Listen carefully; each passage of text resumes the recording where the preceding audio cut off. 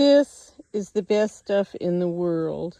It is giant fly paper. It's like about a foot wide. And this particular roll, let's see, is 30 feet. It is yellow. And the yellow color really attracts and catches the flies faster than the white paper. The white paper is pretty good. It's a different brand and it has more paper on the roll for the same price. But if I have a choice, I always get the yellow because it does catch more flies faster. So the flies have been really horrific this past week or two. And I'm putting out fly paper this morning.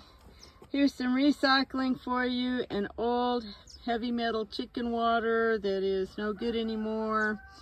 And I just put that fly paper on that like literally less than a minute ago. And this is how bad the flies have been.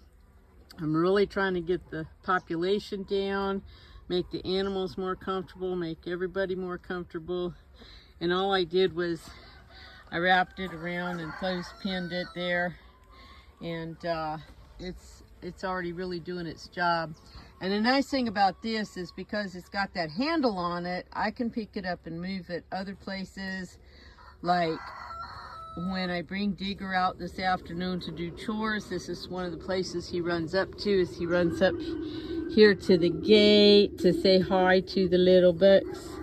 And that way I can move this before I let him out so that he can't get stuck on it and mess with it.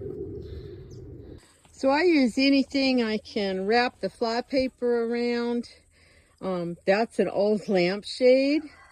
The big flies on there are printed, and that's to help attract the live ones. That one's already got a few on it. I use old tomato cages. That one's caught quite a few flies and a wasp. Every once in a while there will be a honeybee, but not very often, just like maybe one every couple weeks. And for the amount of flies we're catching, that's okay. It also catches some kind of little bitty teeny tiny gnat thing, like you can see it right there above that red stripe. That's a little tiny gnat or aphid or something. So I have a video from last summer. I'll try to remember to link it down below about how I wrap them around the tomato cages and stuff like that. But this morning I'm going to show you how I do that leftover bit that's on the roll. And it's not big enough to put it on, you know, put it around a tomato cage or a bucket or something like that. So these rolls come with these end caps and this string on them.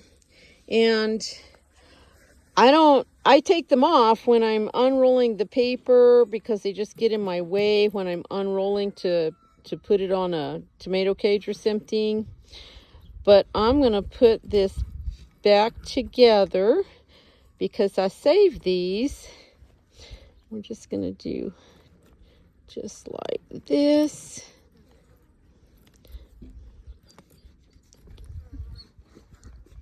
Now I have that sticky side down. What I'm going to do, I have the paper hung up and I'm just going to paper clip it, well, clothespin it up here on the wire, and that will help catch a few more of these flies that are flying around in here. So, and that's what I do with the last little foot or so of the fly paper so that so it's not wasted. It's still there, and look, it's already caught a fly already. So, I don't know if you can see it. See, it's already caught a fly right there, and it's stuck. They can't get off. Yay. So this is certainly going to help reduce the fly population rapidly. And then you just have to remember that you don't want your flypaper to fall over and be touching the ground or something else, because the lizards will climb on it and then they get stuck and die.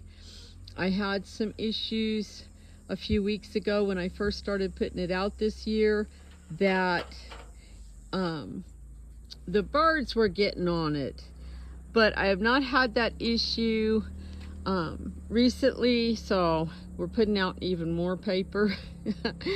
If a bird gets on it and it's still alive when you find it, you can use some vegetable oil or something like that to help cut the goo, and if necessary, give it a little bath in some dish soap and set it someplace safe to dry until it can fly away.